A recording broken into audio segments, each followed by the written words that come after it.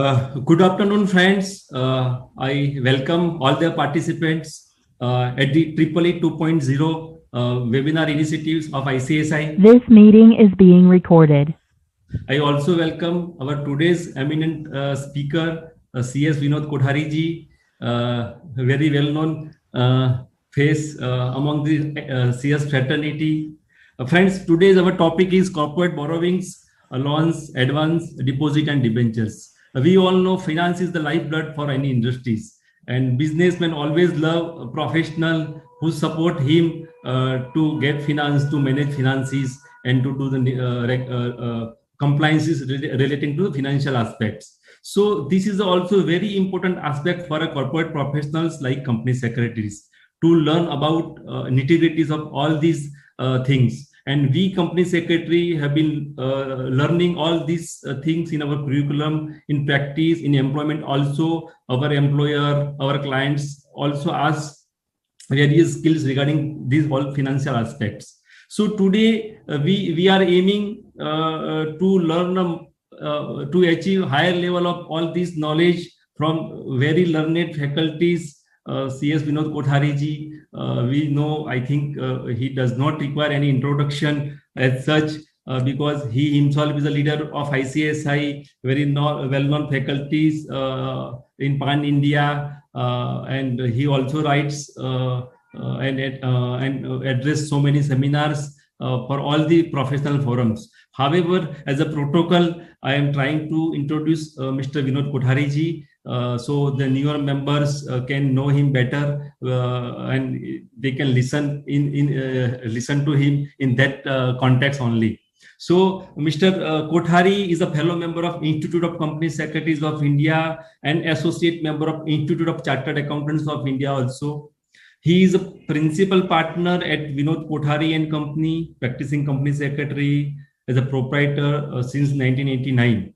And as a principal partner upon its conversion into partnership since April 2015.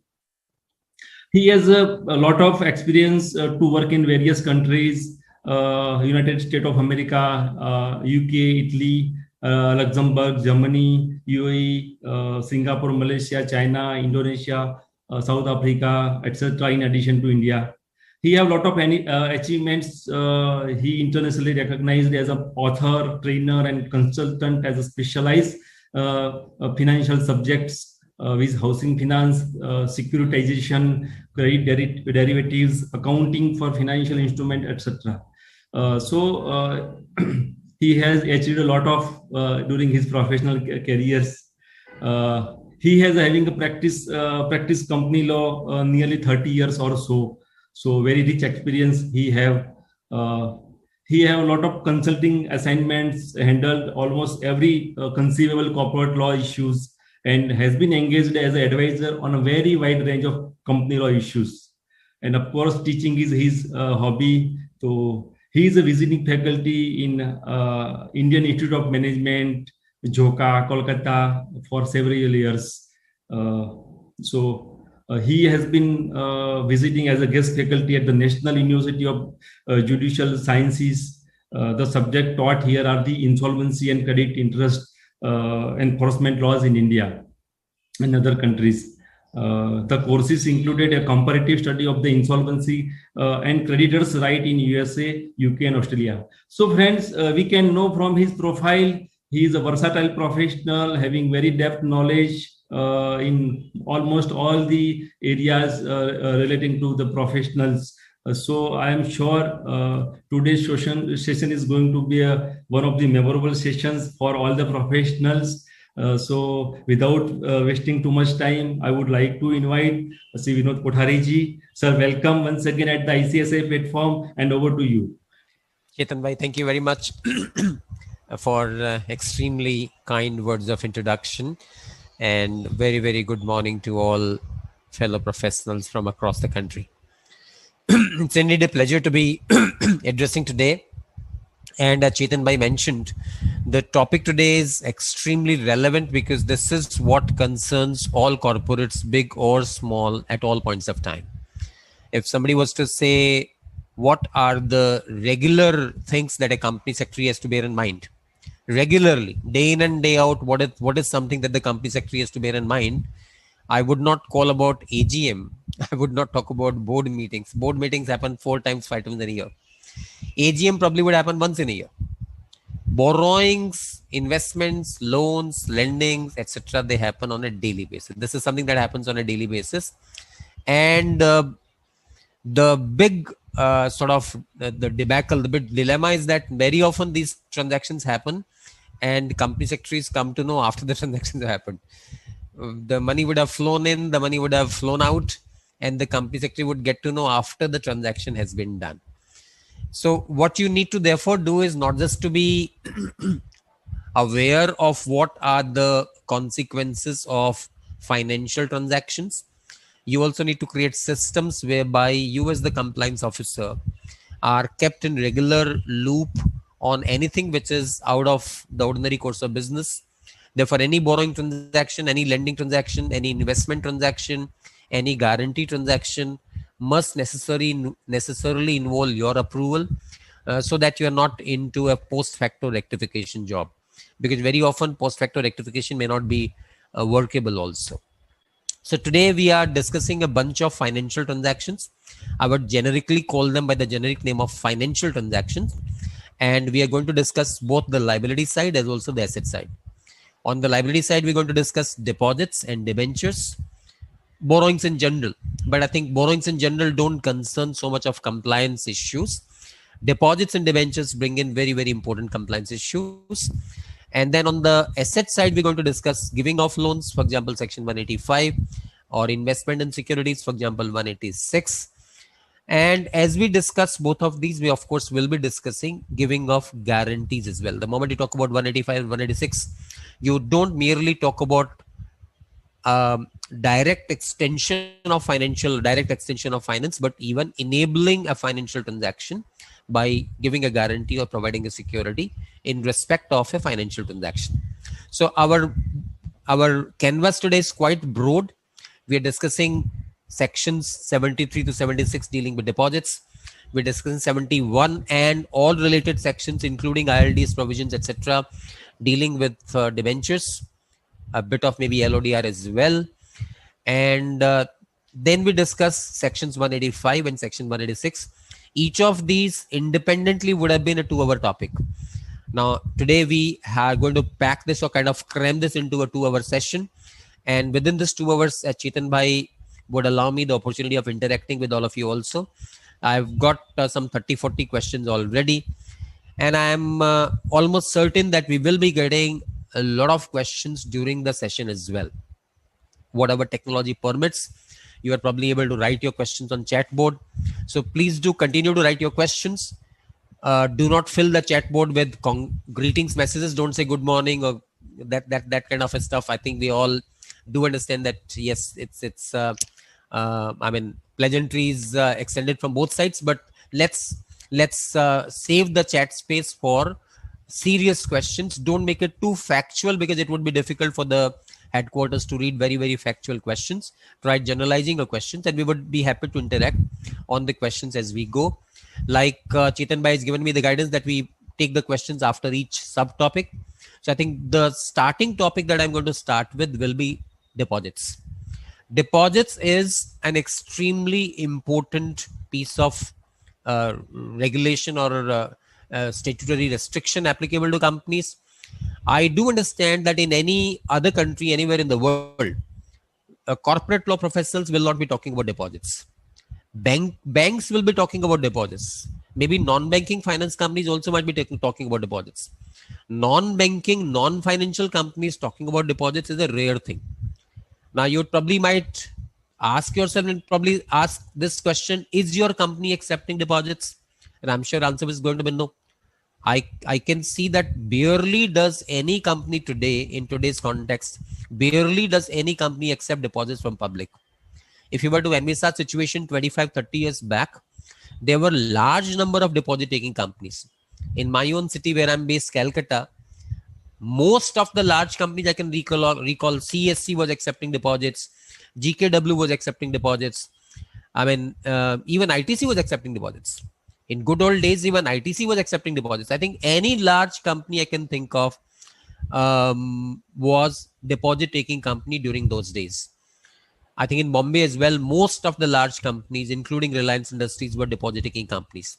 This is the scene that existed 25 years back. And please, for younger members, I must say that as on the street corners, you have vendors selling newspapers. Those vendors were also selling forms for fixed deposits.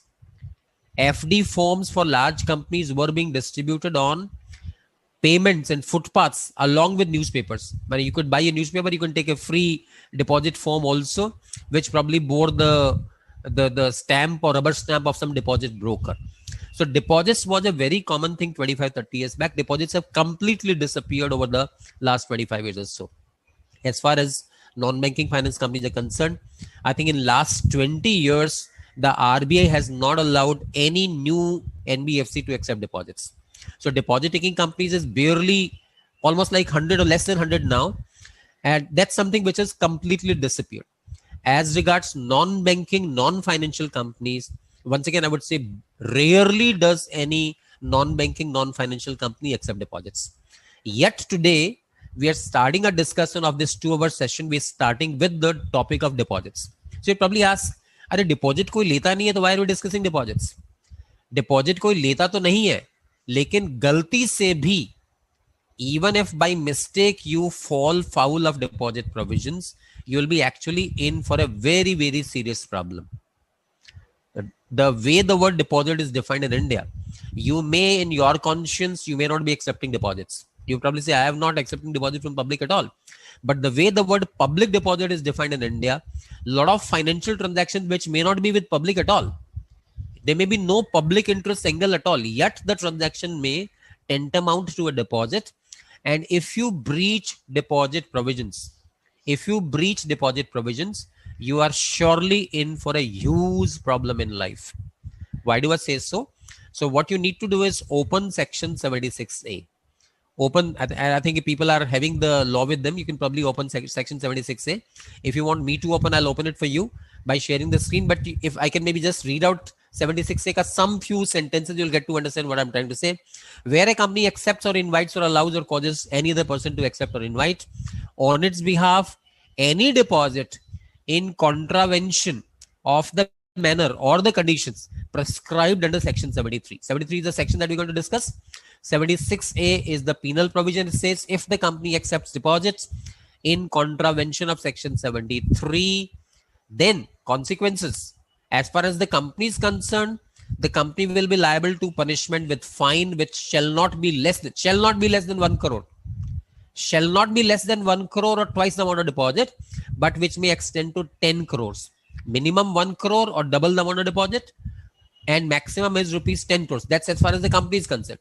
ठीक है भाई, company 10 crore fine they देगी, आपको क्या पड़ा है, company देगी, कोई बात नहीं. Now look at the penal consequence for the officers. Every officer of the company who is in default, I'm hoping that you all understand that with the word officer in default, which is a defined expression, this officer in default includes KMPs, and the word KMPs includes company secretaries. Don't forget that officers in default includes KMPs. The word KMPs include company secretaries also. So even a company secretary could be an officer in default. Now, look at the penal consequence. It says the officer in default shall be liable to be imprisoned, which may extend to how many years? It may go to 7 years, 7 saal imprisonment, and with a fine. The moment the law says and with imprisonment and fine shall not be less than 25 lakhs, which may extend to 2 crores. The moment we talk about imprisonment and fine, the provision becomes what you call non-compoundable provision. In other words, there's absolutely no relief from this provision at all. This is a non-compoundable provision. We will have to face prosecution. Ultimately, we might walk out free. The court may ultimately, let's say that you are not guilty at all. But even if prosecution is launched, I will have absolutely no way to escape prosecution because I cannot go for compounding and see compounding. So this is a very, very serious provision. It talks about up to 7 years in jail and with a fine and a non-compoundable provision. And I'm saying that's the rigor of the section. Now understand the sweep of the section also. Like I said, in your conscience, in your heart, you're not taking money from public at all. आप public से पैसा ले नहीं रहे, you are probably sitting very comfortable. हम तो public से पैसा लेते नहीं है. You are not taking public money, but by the way the word deposit is defined, because if you look at the definition of deposit in the act, once again read the definition of deposit, and you will say deposit includes any sum of money that the company receives, unless it's exempted, unless it falls in the list of exempted deposits. Deposit includes receipt of money by way of deposit or loan or in any other form by the company. That would mean if the company is receiving money, we call it a money for money transaction. The company receives money and the company pays back money. The transaction consists of receiving money and paying back money, which I call a money for money transaction. A money for money transaction is defined as deposit unless it falls in the exemptions given in the deposit rules. So I think therefore I'm saying in your heart, you may not be meaning to take public deposit at all, yet it may amount to a deposit. So to give a very small example, let's say you have a LLP you have a limited liability partnership in your group. You have a private company or public company, and you also have an LLP in the group. And somewhere there is money piling up in the LLP. LLP means money is piling up. You got surplus liquidity or surplus money in the LLP. In the company, of course, you always need the money. There is surplus money in the LLP, and the company is always on the lookout for additional money. So what is the intuitive inspiration? You'll probably say, okay, LLP में पैसा पड़ा है, LLP में डाल देते हैं. It's my LLP. Their partners are, let's say, in-house members only. The LLP has surplus money. I'll park the money of the LLP into the company. If you transfer the money from the LLP to the company, question could arise: is this amounting to public deposit? You are not taking money from the public, but that's not how public deposits are defined in the law. Unless the deposit is exempted under any of the clauses of the exemptions given in deposit rules, it will still be regarded as a deposit, and that would lead to breach of section 73. 73 will lead to 76A. 76A will lead you to 7 years in jail. So that's very, very important provision. And I must also say that breach of deposit rules, you don't need to wait for ROC to find out a violation. You don't need to wait for a DPT-3 to be filed and ROC to find out a violation. Breaches of deposit rules will be pointed out by the auditors also, because auditors are mandated to give in their CARO report, statutory auditors required to give whether the company has complied with deposit rules. Not only that, even the secretarial auditor. So if any of you are practicing company secretaries here, you need to bear in mind that it would be very important for you to detect and point out any breach of section 73. If you fail to do it, I think you're not doing justice to your duty as a secretarial auditor. So it's a very important provision. Now, with this bit of understanding, let me straight come to the exemptions in the deposit rule. So you need to understand what is not considered as a deposit. I'll probably try to use a PPT2, and with Chetan Bhai's permission, I must say I'll be more than happy to share the PPT also. If this is of any use to participants, I'll be happy to share it. Let me straight come first to the meaning of deposit. What is a deposit? Like I mentioned, a deposit is a money for money transaction. In the financial entities or non-financial entities might use different types of instruments. For example, they might be using secured bonds, debentures.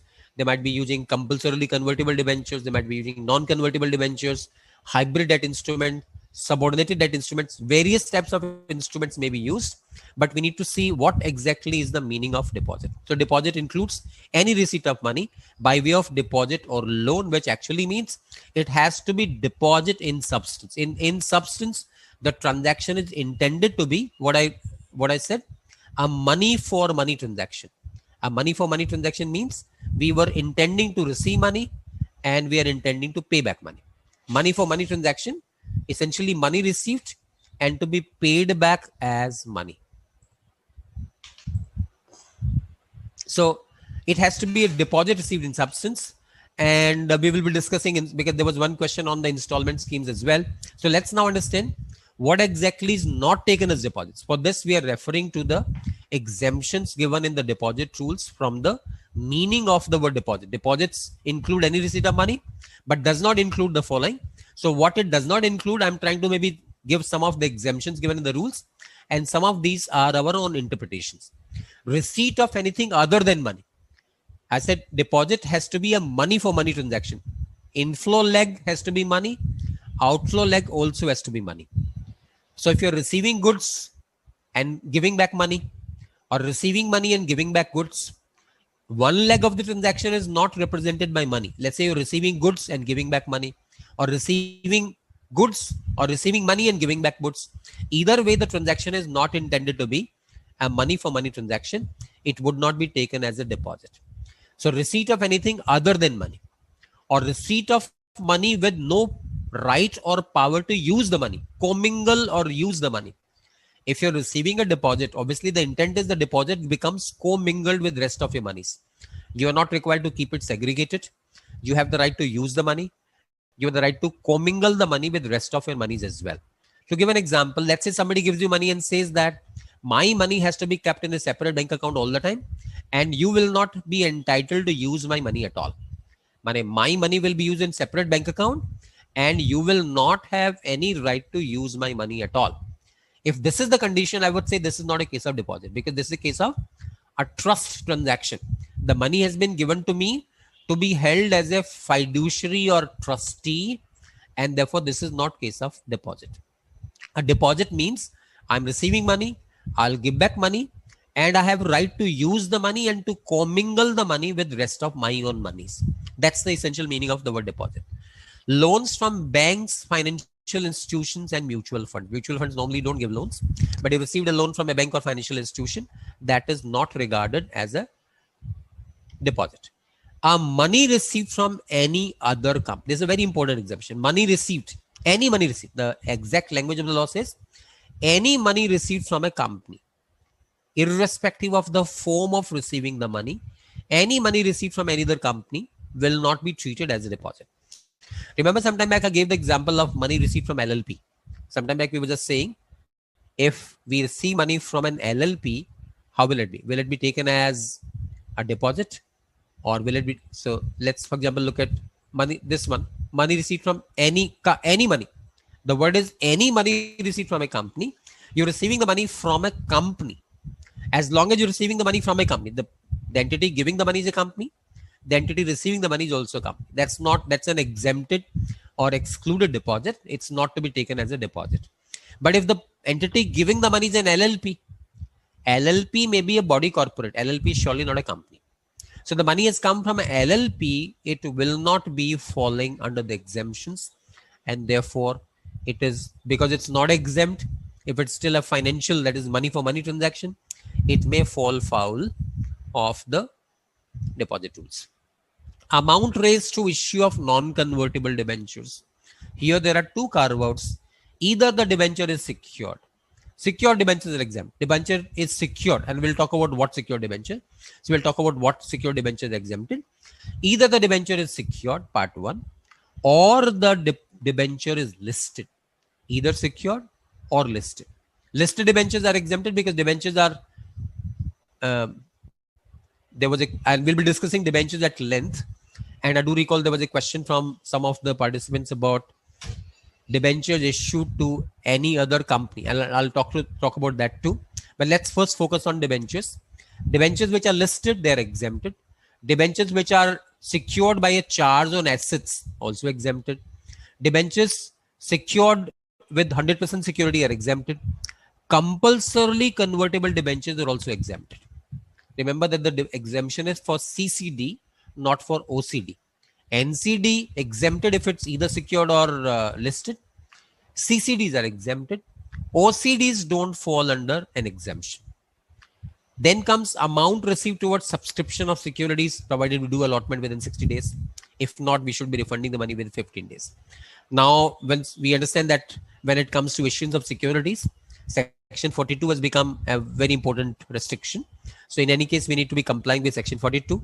And Section 42 has its own timelines. We cannot even think of a 60-day timeline. Actually, before allotment, you cannot use the money at all. So the question of a subscription to securities, if it's coming under Section 42, it has to be, I mean, the allotment actually happens first before we can sweep the money out into the company's regular bank account. So this is therefore the position about issuance of securities. Amount received in trust. Sometime back I'd mentioned, if I receive money from somebody and I cannot use the money, what is the feature of holding amount in trust?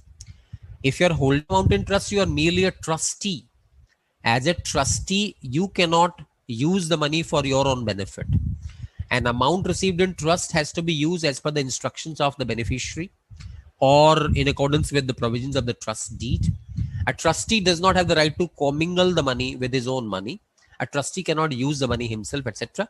So the question of amount received in trust meaning the money has to be all the time segregated from the trustee's own money, and the trustee cannot use the money at all. So question of paying interest does not arise at all. The trustee cannot use the money at all. Amount received by issuance of units. This would basically be true in case of alternative investment funds, etc.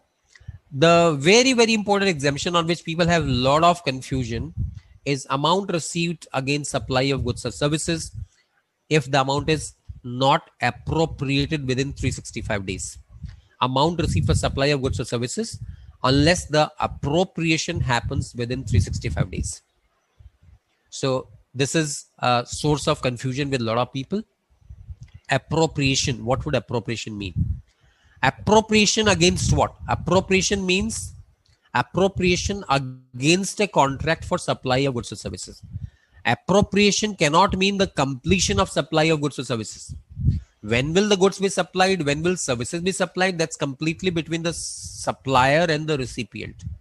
The supplier of goods and services and the acquirer or customer of goods and services, the two can mutually contract about the timing of the supply. But appropriation of money, which actually means what? If the money lies unappropriated, that would mean the money lies as a generic advance with no particular goods or services in picture, and the money lies generically for 365 days or more. In that case, it's nothing but a working capital finance, and therefore it becomes nothing but a deposit. Let me give an example here. Let's say I'm running a cable TV company. Possibly in some time from now, cable TVs will soon become extinct. They'll probably have OTT platforms taking over. But let's think of, let's say, an OTT platform or let's say cable TV, which is, let's say, receiving subscription from people. Let's say receive subscription for next 3 years. You subscribe to a Tata Sky or Dish TV and you subscribe for next 3 years. So Tata Sky has received money for next 3 years subscription immediately. Now the rules talk about appropriation within next 365 days. I have received the money for next 3 years. So does it mean for the year 2 and year 3, this amount actually becomes a deposit because the supply will happen in year 2 or year 3? Now I'm saying the rule is not referring to when should the supply be done. The rule is referring to when would the appropriation be done. The money should not lie unappropriated, meaning unlinked or delinked with a particular contract of supply or goods or services. The money should not remain as a generic advance for more than a year. If the money is already appropriated against a particular contract, let me give an example. Let's say I've received an advance for supply of machinery. I received an advance for supply of machinery, and the machinery will take, let's say, 18 months to construct. Does that mean the advance receipt for supply of machine, the machine will be supplied after 18 months? Does it become a deposit? Answer is surely not. The key feature of deposit is it's a financial transaction unappropriated against the supply of goods or services. If the transaction is a real sector transaction, meaning transaction representing a real activity, meaning supply of goods or services, the appropriation must happen within 365 days. Some people asked a specific question, and this question is asked quite commonly. The gold jewelry installment schemes, many jewelers are running that, but I'm not, I may not have very concrete facts about these gold supply schemes. I have not gone for one such scheme myself, but I think many of you might have actually done that or might be aware of how these schemes are run. People say that you pay 11 installments and you don't need to pay the 12th. The 12th is actually your rate of return for the 11 installments you paid. So the 12th installment is not to be paid, and then at the end of 12 months, you can actually buy a jewelry that you wish to buy. For the 11 installments, what exactly are we doing? are we paying an installment for installment representing purchase price of an identified article of jewelry? If the article of jewelry, for example, I'm going to buy bangles, or I'm going to buy a necklace, or I'm buying to buy whatever else, a ring, for example, if the article is identified at the time of taking, at time of booking, article is already identified. I cannot sort of keep switching between articles. In that case, the transaction is an advance placed for purchase of goods. If the article is not identified, I'm generically placing money. I'm paying installments without knowing what I'm going to buy. In that case, 11 months or 5 months or 15 months, in my view, it's nothing but a deposit. Because if I'm generically paying advances month on month, and the 12th month is actually the rate of return on the 11 installments, in my view, what matters is not 12 months. What matters is the nature of the advances. The advances were not specifically for purchase of a specific article. There was no ascertainable article or commodity we're willing to buy. So we generically kept on paying money. It becomes a working capital finance for the jeweler. And that's exactly what a financial transaction means. So in my view, this would nevertheless still tantamount to a deposit transaction. However, if the article of jewelry was identified at the very beginning, so I'm paying money for a specific jewelry piece I'm going to buy after 12 months. In that case, it's nothing but a graduated payment for a contract of purchase. It's a contract for purchase of jewelry. In the earlier example, it was merely an advance financial transactions. I kept on paying money. My money is being pooled with the jeweler. End of 12 months, I decide what will I buy. So there's a lot of difference between deciding end of 12 months and deciding upfront. If I'm deciding upfront, then I'm actually paying installments for purchase price. If I got the right to decide end of 12 months as to what I'll go to buy, or maybe I get back my money also, in that case, it's nothing but a financial transaction. Not only does it fall foul of the deposit rules, perhaps in my view, this may also amount to a breach of another very important law called banning of unregulated deposit schemes. BUDS is a new statute. It was pronounced as a very, very serious statute, but its provisions became extremely diluted because a particular section was inserted in the law to say that transactions in ordinary course of business will be exempted. That's a different topic today. I don't think we'll be spending a lot of time discussing that topic. Let me proceed further and move next. Deposits from directors. A deposit received from a director. The person at the time of giving the money was a director and is not borrowed money for the purpose of placing the deposit. Director, and in case of private company, relative of director. In case of public companies, only directors. In case of private companies, director or his relative, with the condition that the money is not borrowed. But there is no direct nexus between the borrowing made by the director and the placing of the deposit. I am not meaning to say that the director must not have any borrowing in life. He might have, for example, got borrowed money for a car. He might be having a credit card due.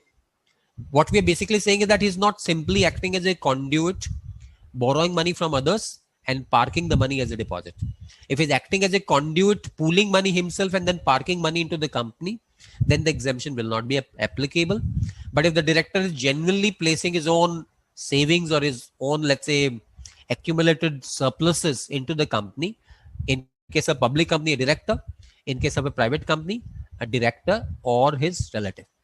While on this point, I must say that in case of NBFCs, in case of non-banking finance companies, there is another exemption that comes, that is deposits by shareholders in case of a private company. If there's an NBFC and the NBFC happens to be a private company, a deposit placed by shareholders also will be exempted. I'm sure you understand that if the company is private company, we may at the most have maximum 200 shareholders. So shareholders placing deposit, once again with the condition that the money is not borrowed, will also be exempted. Now, a common question that we get from people is, well, the person became a director. He became a director, say on 1st April. On 5th of April, he put in the deposit. On 6th of April, he gave his resignation as director. But you can see the facts are showing very clear that the person joined the board as a director merely for the purpose of parking a deposit. But my very sincere and serious suggestion to all of you, ये आग के साथ खेलना, ये section आग के साथ खेलने लायक सेक्शन नहीं है. ये सेक्शन जो है वो लुकिंग एट वंस अगेन 76 से I once again remind you 7 साल जेल में, तो 7 साल जेल में जाना, किसी को 7 साल क्या 7 दिन और 7 घंटा जेल में जाना पड़े तो आदमी अपनी इज्जत खो बैठे। तो इस तरह के सेक्शन के साथ, आग के साथ नहीं खेलना है। Please don't encourage any such I mean too obvious, it's so very obvious. The person joined the board, placed deposit, then he exited from the board. It becomes so very obvious, anyone would be able to see through. Regulators or policymakers are not duds, they'll be able to see through very clearly, courts will be able to see through. So don't play such tactics, or don't, my suggestion to all professionals is you can play smart with structures. Create structures. There are plenty of structures you can create which are very smart looking structures. But don't try to be smart with regulator. Because that's not a good idea, because it's so obvious that the person joined the board, placed deposit, then he walked out, as if he came to the board only for the purpose of placing a deposit.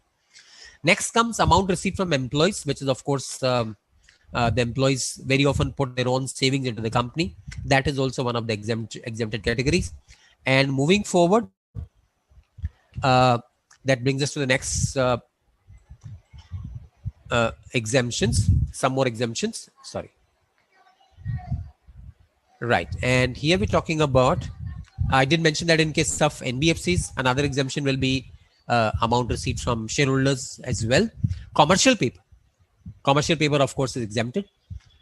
Any other instruments as per RBI guidelines, instruments which are exempted as per RBI, share warrants also, like shares are exempted, securities are exempted, share warrants also exempted. One more exemption is promoters giving unsecured funding. Promoters themselves have to put unsecured funding. Sometimes they do it on stipulation of lending institutions. So lending institutions require promoters to bring in unsecured loans. Then the promoters' unsecured loans, which are normally lien marked, they're lien marked by the lender. Lender would say that repayment of these loans cannot be done until the bank has been repaid. Any other transaction which is not deposit in substance, I am stressing on the word in substance, because as I mentioned earlier, a deposit has to be deposited in substance. In substance, it must be a financial transaction. We had mentioned earlier security deposit. Once again, dealer deposits and security deposit. Dealer deposits and security deposits also are exempted. Dealers placing a deposit, or customers placing a deposit against advances, earnest money or dealer deposits, these are also exempted.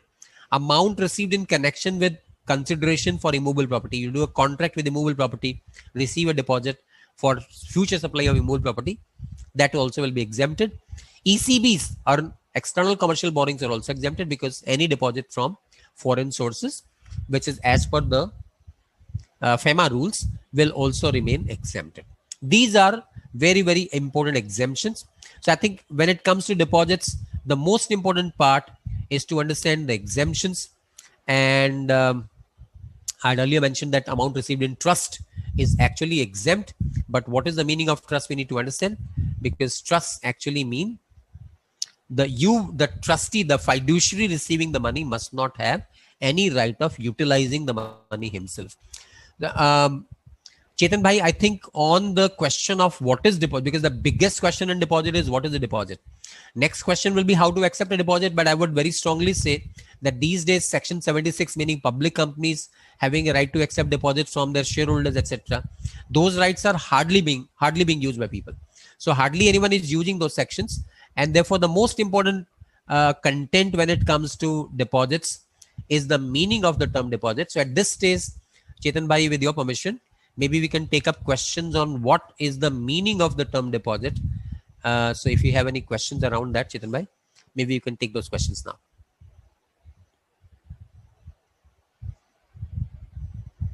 You are on mute, Chetan bhai. You are muted still.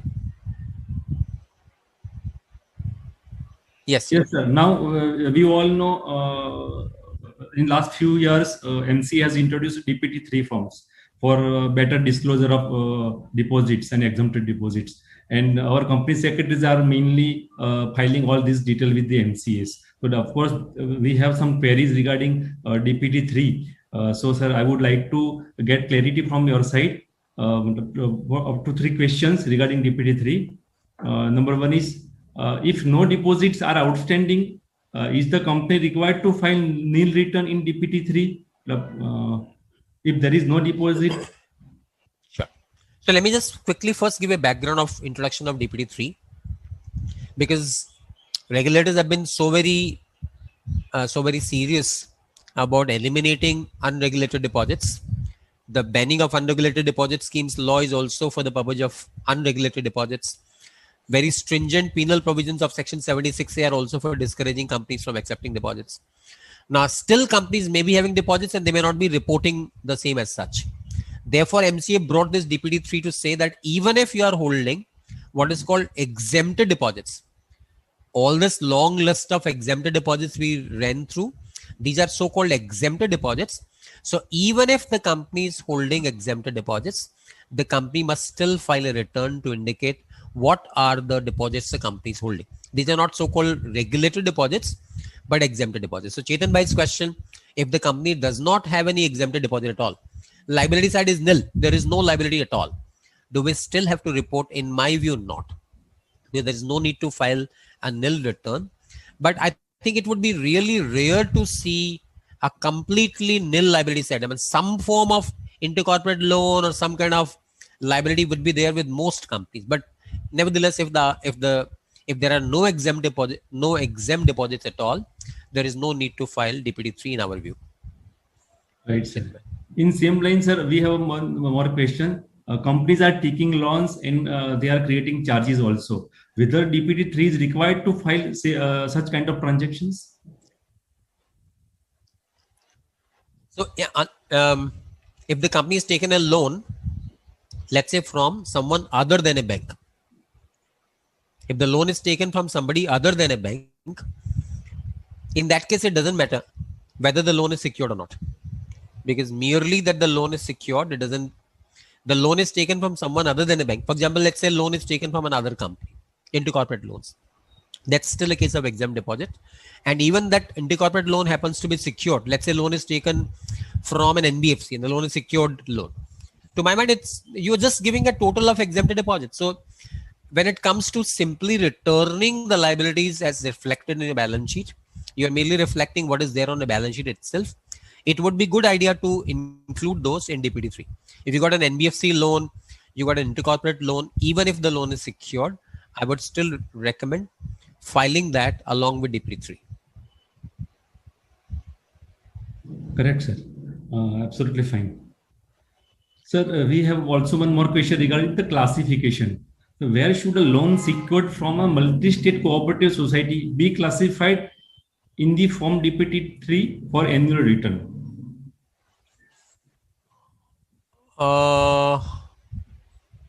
Okay, I don't have the form right in front, Chetan Bhai, so I don't think I'll be able to say that without looking at the form. But so I would have to park this question. I don't have the form. I wouldn't be able to say. Yeah, I'm sorry about that. Okay, no issue, sir. We have also question regarding the insurance of the deposit. Is it necessary to get deposit insurance? If the company goes for deposits, let's say, first of all, I was mentioning that Section 76 deposits, which is deposits by public companies or deposits from shareholders. Deposits from shareholders may still be there. When public companies receiving deposits from shareholders up to 10% of the net worth may still be there, but it's not worth it. I must strongly say it's not worth the exercise, because how much money will be able to raise? If your net worth is, for example, 100 crores, you'll at the most be able to get 10 crores of deposit. That too only from shareholders.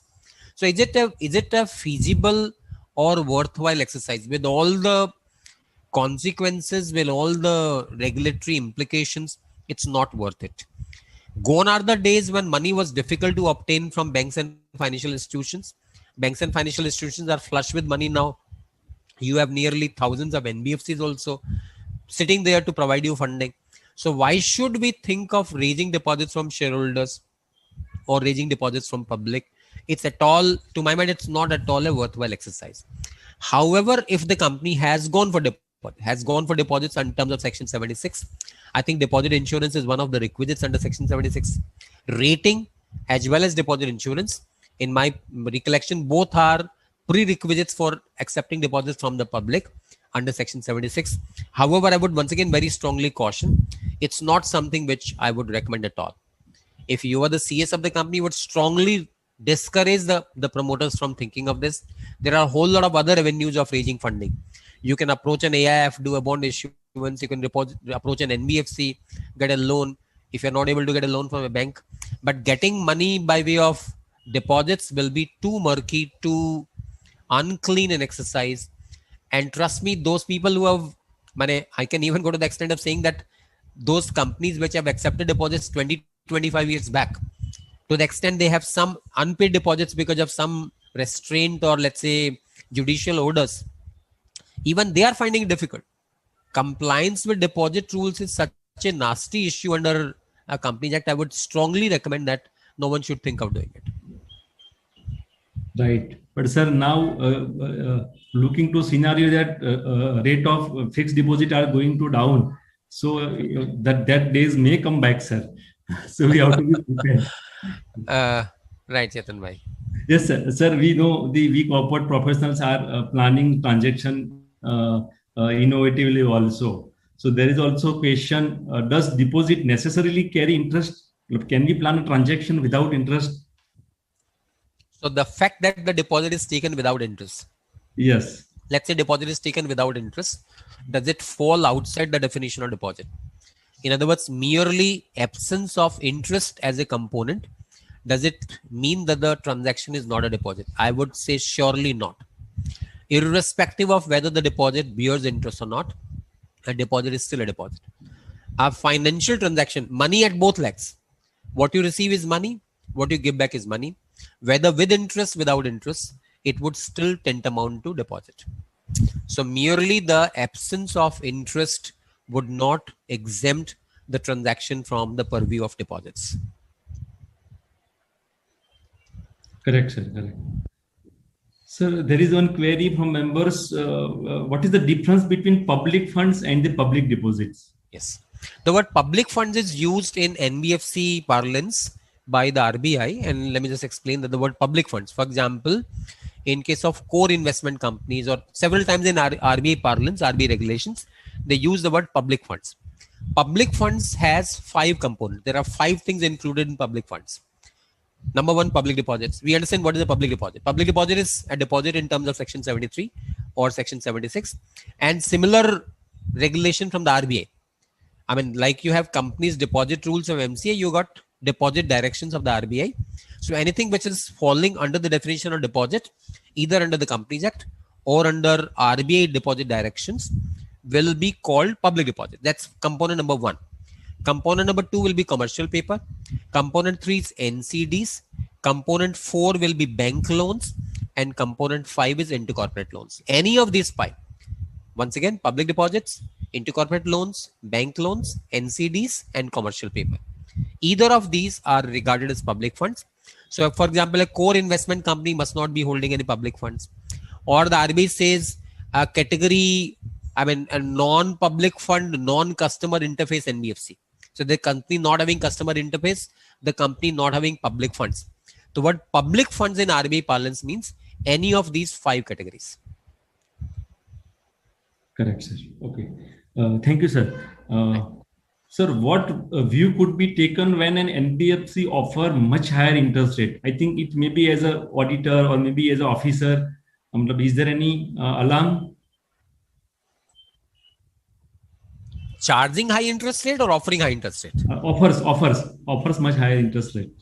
So first of all, I must say NBFCs are clearly prohibited from accepting any deposit at all. There is no equivalent of Section 76 in case of NBFCs. NBFCs do not come under Section 73 and 76. NBFCs come under RBI directions. Last 20 years, the RBI has not allowed any single NBFC to accept deposits. So NBFCs cannot accept deposits at all. That's one very simple thing. Low interest, no interest, high interest. NBFCs are prohibited from accepting deposits at all. That's part 1. Part 2, as Chetan bhai mentions, and I think all of you would also realize, the lure of money, the lure of easy money. That's what easy money and good money. Like Chetan bhai says, high interest rate. Sir, bank में जाएंगे कितना मिलेगा? 4% मिलेगा. Banks have reduced their FD rate 4%, 5% maximum मिलता है. कोई दूसरा आदमी आके बोलता है I am offering you 10%, people will very easily get lured, and that lure builds up because you see your next door person has made money.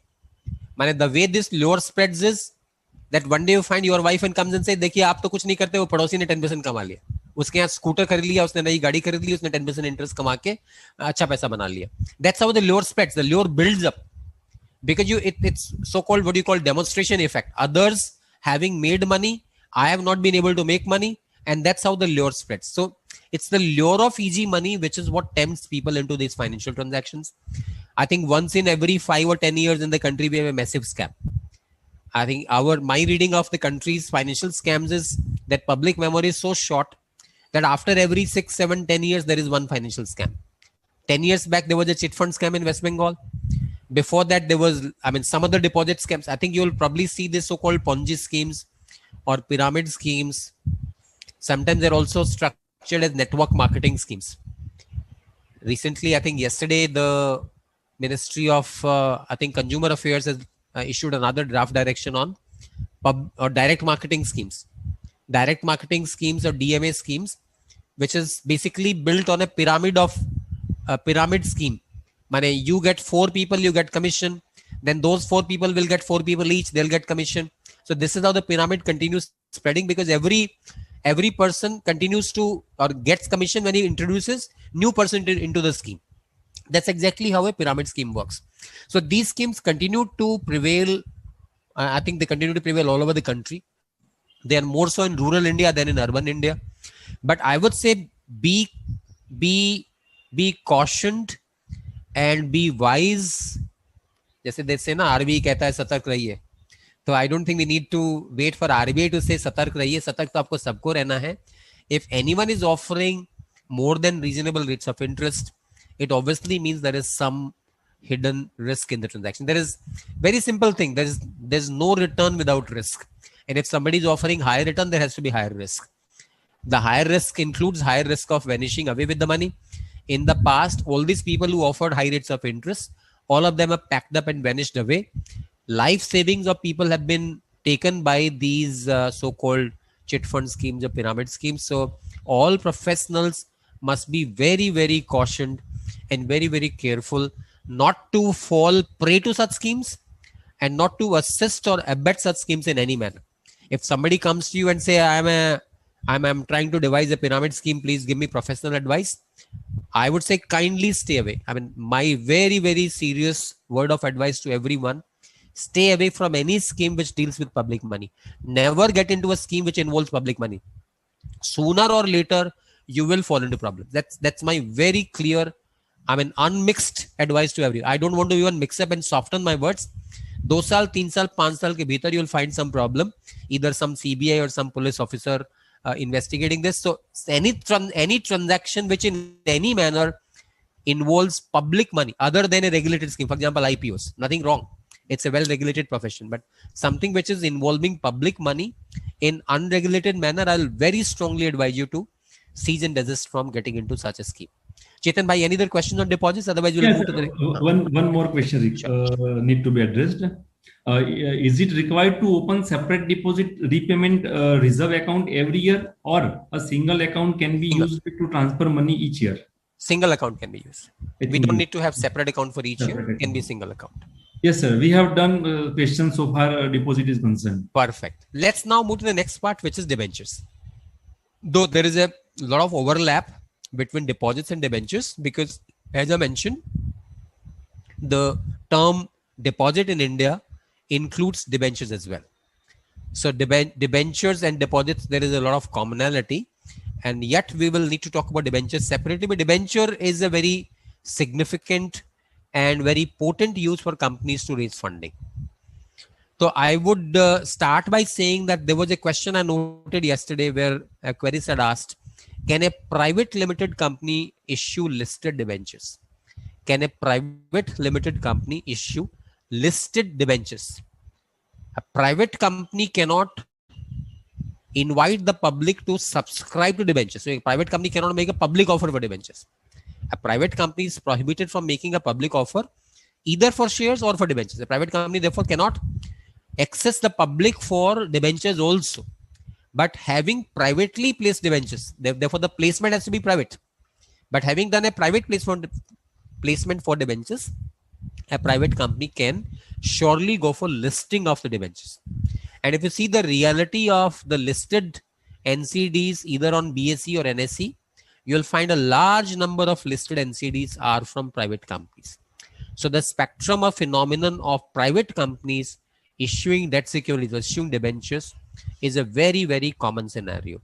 And I'm sure many people in our group today also, you'll probably find there are a lot of people who are working in the financial sector.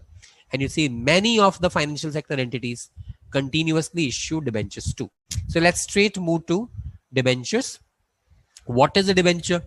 A debenture is basically a security. If you go by the Companies Act definition of debenture, it seems to say that every acknowledgement of debt is debenture. But that's not how the word debenture is, emerging over time. The way the word debenture is emerging over time, it's talking about an instrument. The word is more partaking the nature of a debt security or instrument. Instrument representing debt. Debt may be represented by a contract. For example, a loan agreement is a contract which represents a debt. But instrument representing a debt would mean the debt is imbibed or embedded in the instrument itself. For example, debenture itself is acknowledgement of debt, such that the one who is holding a debenture will be able to claim the money from the company. That's the meaning of the word debenture. And the word debenture is distinguishable from negotiable instruments. Negotiable instruments are, for example, checks or promissory notes or bills of exchange. They are negotiable. They are transferred by endorsement and delivery. Debentures are transferable only by process of transfer. Like shares require a transfer, debentures require a transfer. Negotiable instruments merely require endorsement and delivery, or in case of what you call bearer instruments, a mere delivery suffices. However, there was some confusion about the meaning of the word debentures, and therefore a specific exemption was introduced in the definition of the word debenture in the Companies Act to say negotiable instruments are excluded from the purview of debentures. I don't think that was actually thrown in doubt at all, but there was a specific exemption brought in the Companies Act. Now, if the company is talking about issuing debentures, what are the important provisions of law which become relevant? What are the important, compliances, the important points of law that we need to bear in mind if you talk about issue of debentures? I would first start by saying that public companies as well as private companies both can issue debentures. Issuing debentures does not necessarily mean you're going to public. Issuing debentures, you can actually do a private placement also. You might, for example, issue debentures to a group company also. You might issue debentures to any of your group entities as well. As long as it's exempt from deposit rules, even debentures issued to a group company will also qualify as a debenture. Important compliances besides section 71. Section 71, of course, is important.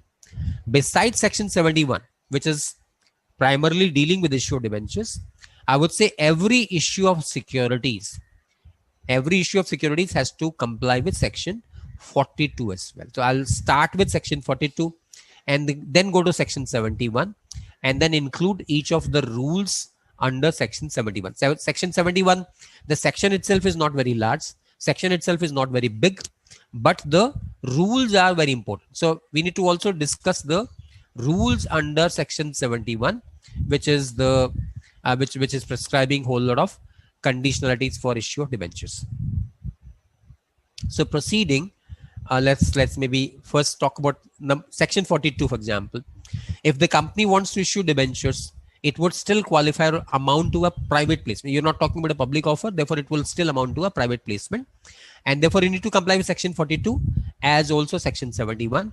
And while structuring the term sheet or structuring the terms of issue of debentures, you need to make sure that you are not falling foul of the deposit rules. I mentioned earlier that secured debentures and listed debentures secured on any of the assets of the company or any of affiliated entities, for example, holding company, or a listed debenture. If the company is coming with a listed debenture, that is, you are doing a private placement and thereafter going for listing, then even a listed debenture, even if unsecured, will still be exempt from deposit rules.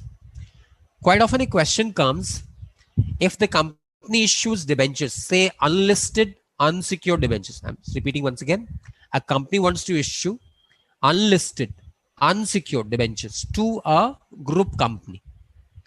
A company in question wants to issue unlisted unsecured debentures to a group company. I'm stressing on the word group company because you might be able to relate it to the exemptions in the deposit rules, which say any amount received from a company will be exempt. Any amount received from a company. When you talk about any amount received, the amount could be received even by way of subscription to a debenture. If the debenture, which is debenture, is actually security, and securities are by definition they're transferable. But if you create a carve out and say the debentures will be held or will be transferable only to companies, the debentures are transferable though, but they're transferable to companies only, so that such that at any stage the amount received by the company will only be from companies. In that case, can we still say the transaction is exempt from deposit rules? In my view, yes. If you're ensuring that it's only an intercorporate play, the play is not with non-corporate unincorporated bodies, it's an intercorporate play. The money is necessarily coming from a company and the recipient is also a company. So any amount received by a company from a company will stay exempt from deposit rules. Deposit rule is very important. Thereafter, we need to look at section 71. And of course, while issuing, we need to comply with section 42. So 42 is all about private placements. As you understand, if you go for a private placement, you necessarily have to comply with the formality of opening a separate bank account, pre-identifying the investor, offering securities to such pre-identified investor only, making allotment immediately, and then you can sweep out the money only after making the allotment. That is, if you cannot use the money before you done an allotment, and the return of allotment has also been filed. So with the formality of allotting, filing the return of allotment, thereafter only the money can be swept out into the regular bank account of the company. Section 71 talks about other formalities of debentures. If the debentures are secured, and more so if you're going for listing of debentures, then comes the compliance of having a debenture trustee. So in SEBI's scheme of regulating debentures, SEBI has recently been quite skeptic of debenture defaults, because there have been 2 or 3 major defaults in the country. Debentures have secured debentures also defaulted, and after that SEBI has become a bit hypersensitive when it comes to debenture defaults, and they've tightened the regulations around debenture trustees and securities. So now the requirements of SEBI on debenture trustees require the debenture trustees to give an annual certification about maintenance of the security cover, asset cover or security cover. So much so that it seems that even in case of unsecured debentures, SEBI is asking for asset cover certificate. Company submits to debenture trustees, and debenture trustees in turn submit it to stock exchanges. I think the regime about debentures and the debenture trustees maintaining surveillance on debentures has become quite strict following some major debenture defaults in the country. I don't need to name them. I think you're all familiar that some financial sector entities recently, last 2-3 years back, there were major defaults which have caused SEBI to become very, very sensitive. So we will quickly talk about debentures so that we understand how debentures go. So first of all, let's understand that modes of issuance of debentures, modes of issuance, and we talk about in case of public companies, you can actually be doing a public issue, or you can be doing a private placement. You can also do a bonus issue. That's a very interesting topic. Bonus issue or debentures. You would have definitely heard about bonus issue of shares, but bonus issue of debentures, company capitalizing its profits, but the company does not issue shares, the company issues debentures. By way of a bonus issue, the company issues debentures. Can that be possible? Answer is yes. Some companies have done it. Some companies have done it regularly. For example, you note at least one company I can think of which has gone for bonus debentures more than once. A company called Britannia Industries. Britannia has issued bonus debentures, I think, twice or thrice. Some PSUs also have done it in the past. Bonus debenture, what is the concept? The company gives debenture free of cost to the shareholders instead of giving them dividends, the company gives them debentures. So what is actually happening is, as far as the company is concerned, the payout is not happening right away. The payout is happening at the time of redemption of debentures. It's a kind of dividend payment, but the dividends are not released in cash immediately. The dividends are declared and held back by the company as debentures, and they will actually be cashed out only at the time of redemption of debentures. That's also possible. So a bonus issue, if the company is profitable, the company has sufficient profits, the company may issue bonus debentures as well. There are, of course, there are views that bonus debentures will require a scheme of arrangement. Therefore, this will have to go under Section 230 to NCLT, and therefore it will be a Section 230 approved scheme. Private companies can, so public company can make a public offer, a public company can do a private placement, a public company can do a bonus issue. A private company can make a private placement. There's no question of a private company doing a public offer. Private company can never do a public offer. A private company can do a private placement only. Private company, of course, can do a bonus issue as well. And there are multiple regulations you need to bear in mind. When it comes to regulations, you need to bear in mind multiple regulations while issuing debentures. So as far as Companies Act is concerned, Section 42 read with Rule 14, Section 71 read with Rule 18 of the SHA rules. And then if you are issuing debentures and you would like the debentures to be listed, if you want the debentures to be listed, then you need to take into consideration ILDS regulations also. Issue and listing of debt securities regulations as well, ILDS regulations as well. I'm sure many company secretaries would be aware that recently, I think last week, SEBI board has decided to consolidate ILDS regulations, will be consolidated along with NCRPS regulations also, and it will, in future, it will be called issue and listing of non-convertible securities. It will become ILNCS regulations. I guess 2021 itself, the new regulations may be coming soon, and possibly they'll come with the very significant changes as well. So ILDS will cease to be operative and we'll have a new bunch of regulations. I think very shortly, maybe this week or next week, you'll probably find the new series of regulations coming from SEBI called ILNCS, issue and listing of non-convertible securities. But as of now, you need to comply with ILDS regulations also. And of course, if the company goes for a listed debenture, then you need to comply with LODR also. LODR also becomes important because the moment the company has listed debt securities, it will need to comply with LODR. I mean, the part of LODR, chapter 5 perhaps, which is dealing with debt listed securities, debt or listed debt securities. I hope all of you are aware that as far as the Companies Act is concerned, there was a very important change with the Companies Amendment Act 2020, effective in 2021, whereby the definition of the term listed company for Companies Act purposes, the word listed company in Companies Act does not include debt listed securities anymore. Earlier, if the company's equity shares are not listed, debt securities are listed, the company was still treated as a listed company for Companies Act purposes. But now, because of a change in law, if the company's equity shares are not listed, debt securities are listed, and the company is a private limited company, it will not be treated as a debt listed company. It will not be taken as a listed company for Companies Act purposes. But there are a lot of compliances to be issuing debentures. And if you are issuing debentures to non-resident investors, then you also need to take into consideration FEMA debt instrument regulations. Because any issuance of debentures to, let's say, foreign portfolio investors or non-resident investors, you need to bear in mind the debt instrument regulations of FEMA as well. And then if the company happens to be an NBFC, there are regulations from the RBI as well. So issue is that issuance of debentures has multiple regulations from the Companies Act, from SEBI, from FEMA, as also from RBI. So let's first talk about a private placement. For a private placement, mostly debentures are privately placed. I think public issues are very less in number. Very few companies go for public issues. Most of the NCDs in the country are issued as privately placed NCDs.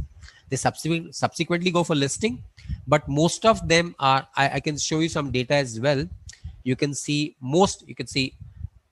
nearly 457 debentures are currently showing as listed on BSE, These are most of these are debt listed securities only, and most of these were privately placed because they are not publicly offered debentures.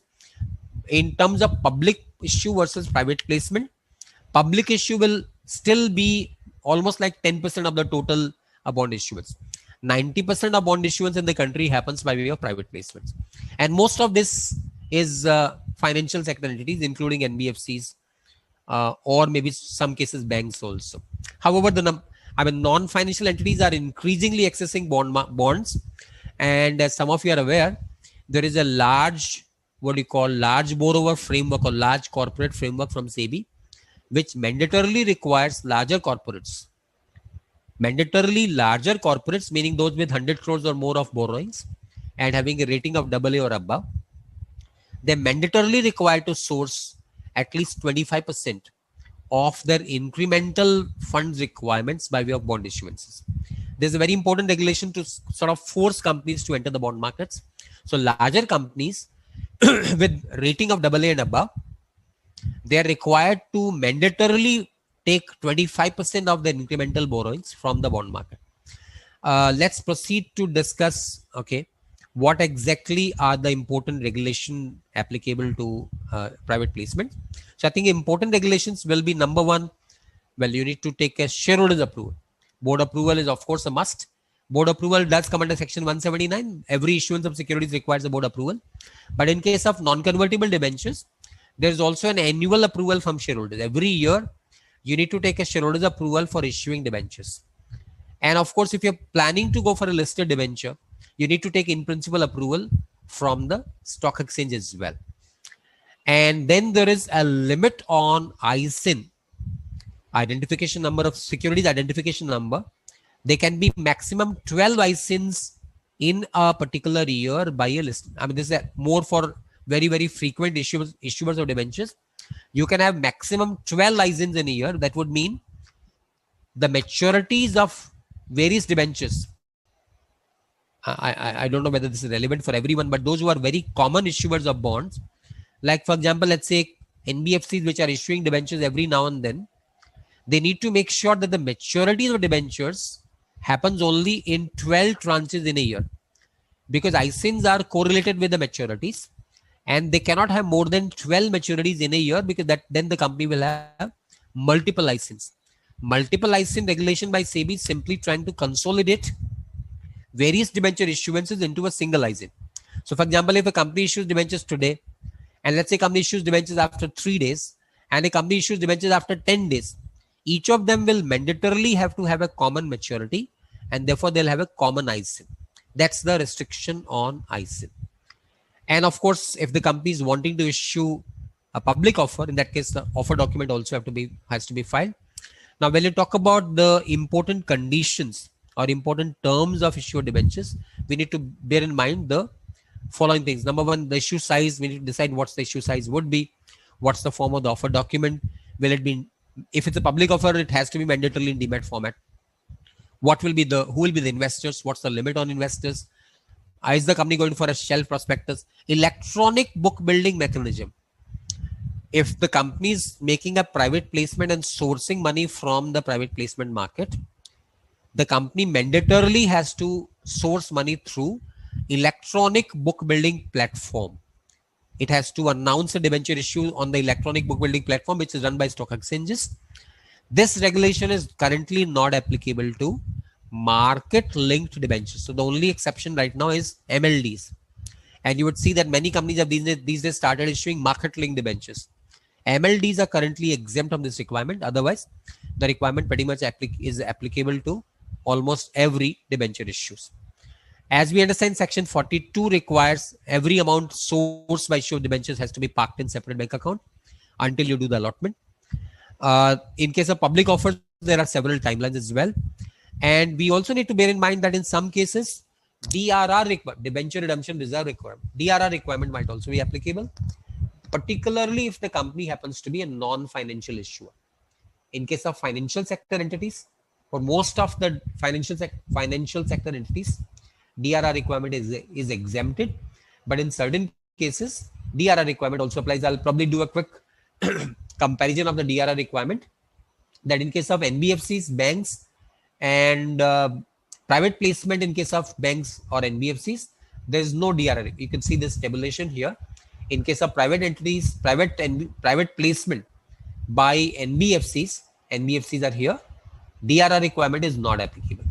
But in case of public offers, NBFC making a public offer, 15% DRR requirement applies. So you can see in public offers, currently 15% DRR requirement is applicable in case of a public offer of debentures. What is the DRR requirement actually?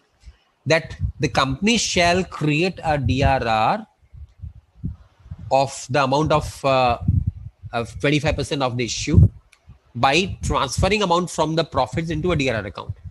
And in the year of redemption, a 15% will be parked into an actual funded so-called DRF, debenture redemption fund. It becomes actually funded in the year of redemption, but over the tenure of issuance, we are simply transferring money from profits to a DRR account, which is sort of accounting reserve. So the important part will be DRF, that is creating a debenture redemption fund, and that happens during the that happens in the year of redemption. You're required to create a DRF by 30th of April of the financial year in which the debentures are due to be redeemed. Let's talk about the applicable regulations.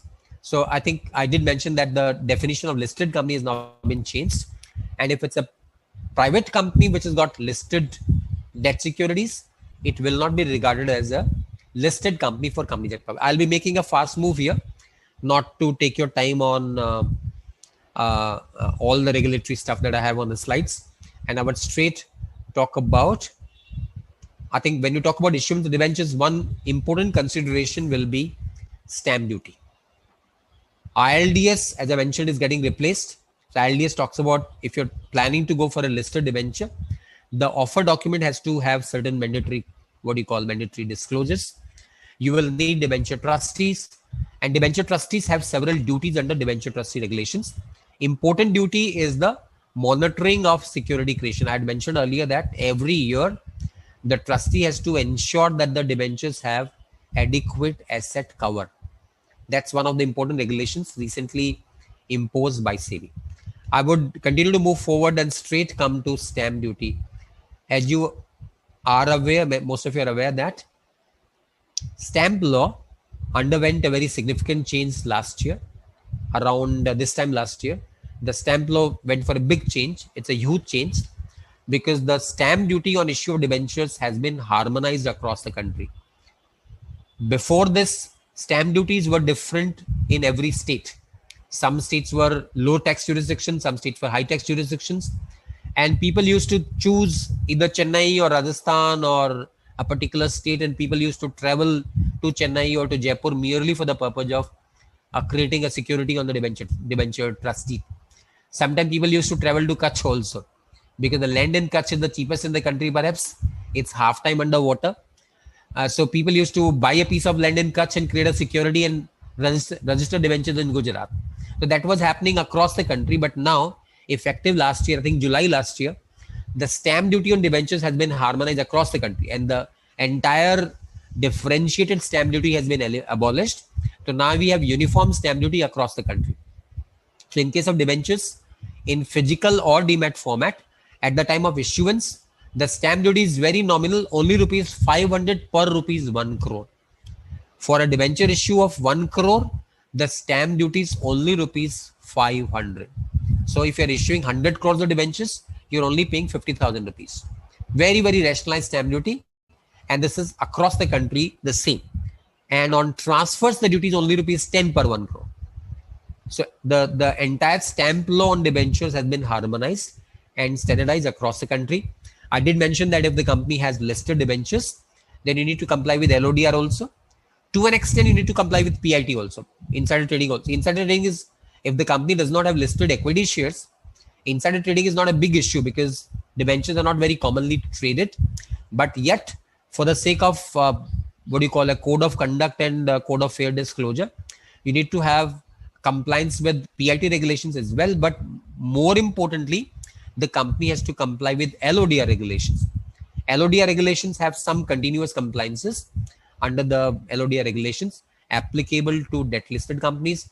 Most of this is that you need to pay the listing fees, of course, and then annual financial statements are accompanied by a statement of impact on audit qualifications. Disclosures have to be made along with annual report. Annual review of credit rating agencies also has to be obtained. Undertaking confirming submission of information documents has to be given to debenture trustees. And in case of large entities, I mean those 100 crores or above, the fact that you moved to bond market to meet at least 25% of incremental borrowing, that also has to be annually disclosed. So there are some minor disclosure requirements in regulations 50 onwards of the LODR regulations applicable to debt listed entities. I think with this, we might probably take up the next topic. Chetan bhai, with your permission, if there are any questions on debentures, we may take them now. Yes, Otherwise, I'll move to section 185 and 186 after that. Chetan bhai, any questions on debentures? Yes, sir. We do have some questions. Sure. Sir, we all know so far equity share is concerned, we do have an express provision under section 68 and rules made thereunder for the buyback of the equity shares. But there is no express law so far debenture is concerned. Sir, what is your view regarding buyback of debentures? Right. So buyback of debentures is quite a complicated question. First of all, section 68 is not applicable. Let me start by saying section 68 does not apply to a buyback of a non-convertible debenture. NCD being bought back by the company, there is no applicability of section 68. Section 68 is applicable to shares. It's applicable to convertible debentures. It does not apply to non-convertible debentures. That's one part very easy to settle, that section 68 does not apply. Section 68 does not apply. But when you talk about buyback, there may be as many as 3 circumstances of buying back debentures. I can think of at least 3 ways. A, the company buys back from everybody. The company buys back debentures from everyone. Let's say the company therefore goes for a earlier than scheduled redemption, which is called a call option. The company exercises a call option. Debentures were what you call callable debentures. Callable debentures meaning what? The debentures had an inherent call option permitting the company to redeem the debentures before the scheduled date of redemption. Exercise of call option by the company, and the company redeems all debentures, paying off money before scheduled maturity. I'm sure you understand what is the motivation for that. The motivation for a callback option is that the rates of interest are now come down. Currently, for example, rate of interest is about 8%. If the company had issued debentures 3 years back, it may be carrying a 12% cost. So there is no point in the company carrying a debenture with high cost if the company can borrow money today at much lower cost. Therefore, the company can call back the debenture and redeem them before maturity. That's one. Across board, the company does a prior redemption by buying back all debentures and redeeming them fully. That's one. Second option, the company acts on a put option. Debentures had a put option. Some debenture holders exercise the put and they sell the debentures to the company. Both of these are, if the call option, put option, or earlier than scheduled redemption option were there in the terms of issue, then the company may exercise the option of call or put as per the terms of issue. A third and a very important way of a company buying debentures is what you call treasury investment in debentures. The company invests in its own debentures as a treasury investment. Treasury investment meaning what? Like the company makes investments in mutual funds or shares of other companies or whatever other securities. Question is, can the company invest in its own debentures? Can the company buy its own debentures as a investment option, as a treasury investment option? Now, in our view, this makes a lot of sense. But to say that a company can invest in debentures issued by itself, the company buys and issues its own or holds its own debentures as an investment in security, it makes a lot of sense, and I'll explain why. Supposing because of the way the company's debenture prices right now are, the yield on debentures, looking at the price of debentures, the debentures are offering a yield of, let's say, 12%. The coupon rate or a rate of interest on debentures is only 10%. But looking at the current secondary market prices, debentures are offering a yield of 12%. That is, the company's own debentures are currently giving a yield of 12%. I'm sure all of you understand that secondary market in debentures is not very well developed. It's not very liquid, and that therefore very often the yield on listed debentures is quite high. I mean, I'm told by some people that very, very strong companies, the yields are very, sometimes quite good, quite attractive. So if the company's NCDs are offering yield of 12%, and the company is able to borrow money at 10%, the company is able to borrow today at 10%, the company can hold its own debentures at 12%. It's good business. The company's own debentures are completely risk-free. No company can default to itself. The debentures are completely risk-free. Therefore, the company can do a net saving of or net earning of 2% by borrowing money at 10%, investing and holding its own debentures at 12%, with the possibility that in future, the company may be able to resell its own debentures at a profit. So this buyback of debentures by the company is not for the purpose of cancellation. The company will not buy back and cancel. The company will buy back, hold, and maybe before maturity resell. At opportune time, maybe resell the debentures. So if the prices in the market improve in future, let's say interest rates fall further and the secondary market price of debentures are higher, the company may buy debentures today and may resell them in future. So in my view, there is nothing wrong in the company investing in its own debentures by way of a treasury investment also. So each of the three ways, that is buyback with the view to cancel, completely cancel, that is pre-redemption, premature redemption, or buyback in terms of exercise of a call or put option, or buy debentures for the purpose of investing in its own debentures. All the three, in my view, are clearly possible. Chetan. Yes, sir. Absolutely fine, sir. Thank you. Sir, as you said, debenture trustee is required to be appointed in case of issuance of debentures. But if a debenture is completely backed by the guarantee from the central government or a state government, that in that case, whether it is compulsory to appoint debenture trustee? So Chetan bhai, but I'm not able to understand which debentures are guaranteed by central government, except in case of, I think in PSUs also. Even in case of PSUs, there is no question of a debenture guaranteed by state bank. I think state government. I don't think this is a hypothetical possibility.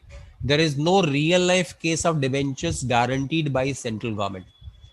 What do you call the RBI once in a while? The RBI brings liquidity windows. The RBI brings what do you call a short-term liquidity window whereby the RBI agrees to buy back debentures which are held by banks issued by NBFCs. That is what you call TLTRO. TLTRO 1, TLTRO 2 are windows of liquidity by the RBI to release liquidity in the financial market. So NBFC issues debentures, banks will buy them, and banks will in that case will be able to get money from the RBI at an attractive rate. That's TLTRO 1 or TLTRO 2 by the RBI. But the guaranteeing of debentures by the central government or state government, I don't think that is a real life possibility. As a matter of fact, the financial rules of the government prohibit the government from issuing any guarantee except in case of PSUs. And I think in PSUs also, even IRFC bond, for example, NTPC bonds or IFC bond, none of them are guaranteed by the government. IRFC is a PSU, NTPC is a PSU. State Bank of India, for example, is PSU. If State Bank of India comes with bonds, are they guaranteed by RBIs or the central government? Answer is no. To my mind, none of the debentures are guaranteed by central government. Correct, sir. Perfectly fine. Sir, what has to be the interest rate on debentures? Can we keep very minimum, say 0.5% or 1% rate, especially in private limited companies? Sure. So the question has to be seen from the perspective of one, there is a question of law. Other will be question of arm's length or best practices. So I think let's examine the question from both legal point of view and arm's length point of view. So number one, can we have a debenture with no interest at all? Can we have a zero coupon debenture? Chetan bhai asked a question, can we have a debenture bearing low interest? Let me just exaggerate further, stretch it further and say, can we have a debenture carrying no interest? Low to baad mein, pehle no ki baat kar. Can I have a debenture carrying no interest at all? Which in technical parlance we call them zero coupon debentures. Zero coupon or zero interest debentures. Can we have zero coupon interest debentures? Answer is very surely yes. While I can have zero coupon debentures, but now look at the commercial what do you call expediency or commercial sustainability of such a debenture. What is the motivation for an investor investing in a zero coupon debenture? There might be two motivations. A, the zero coupon debenture may ultimately be having a redemption premium. I'm not getting a coupon over time, but I will be able to make a return by redemption premium or discount on issue. A zero coupon bond may be issued either at a deep discount, that is at the time of issuance there's a deep discount, or might carry a redemption premium. It's either way same. So I am still able to make a rate of return by way of the discount on issue or the premium on redemption. That's one possibility. Second possibility is that the zero coupon debenture may be convertible debenture. So I'll not be able to get a return by the debenture itself. But the debenture is convertible. It gives me a right on the shares. And as and when I get the shares, I'll be able to fetch a return by the value of the shares. So a zero coupon debenture or low interest debenture may also make sense if there is a inherent conversion right. Third and a very innovative way is to have debentures which are performance linked debentures. Market linked or performance linked debentures. The debentures are linked with performance. Market linked debentures are typically linked with a market rate. For example, BSE index, or maybe linked, let's say, with inflation rate, or let's say maybe linked with the prices of gold. That's called market linked money, linked with an independent market rate is called market linked debenture. Another variant is called performance linked debenture, where the debenture is linked with performance. Whose performance? It may be the issuer's performance. The issuer makes profit, the debenture holder will get a 10% rate of return. Issuer makes bumper profits, the debenture holder might be able to get a 15% rate of return. Issuer makes low profit, the debenture holder might be able to make only 5% rate of return. Issuer makes no profit at all, the debenture holder might be able to get zero interest. So I might define the several, performance thresholds based on which the rate of return of the debenture would continue to fluctuate. So Chetan bhai, the answer is that while technically it's possible to have zero interest debentures or low interest debentures, but I would not like to answer the question merely looking at what is possible. See, please understand, as compliance professionals, very often we are restricted to seeing what is possible, what is legally possible. Before you bring the law, you need to bring common sense. Common sense has to come much before the law. So does common sense say that I can have a zero interest debenture? Because the question is, what is the motivation from point of view of debenture investor? Debenture investor may be a group company, but that is simply amounting to shifting of income from one company to another. If in the garb of debentures, you're simply shifting income from one company to another, that is what in tax parlance is called base shifting and profit erosion. You are BEPS, base erosion and profit shifting. If you're simply doing a base erosion, you are eroding a taxable base or shifting profit from one company to another, the transaction may be hit by what you call general anti-avoidance rules, or it may otherwise also not be approved by the tax officer. It may be hit by the tax officer. So I would not recommend unreasonable terms of issue of debentures.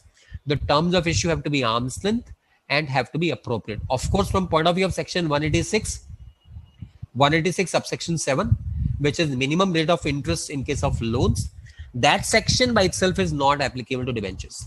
So 186 by 7 does not apply to debentures. 185 of course does not apply to debentures anyway. I'll be discussing 185 and 186 separately. But in any event, we cannot be confined to asking what is legally possible. I must once again reiterate at the cost of being repetitive.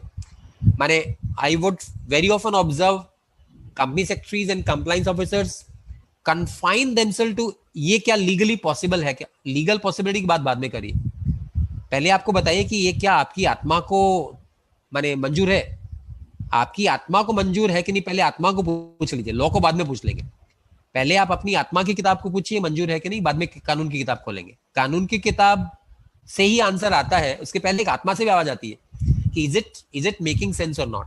So in my view, a low interest or no interest debenture does make sense, but we should be able to then justify by the returns the debenture holder can make, either by way of redemption premium or by way of market linked or performance linked returns.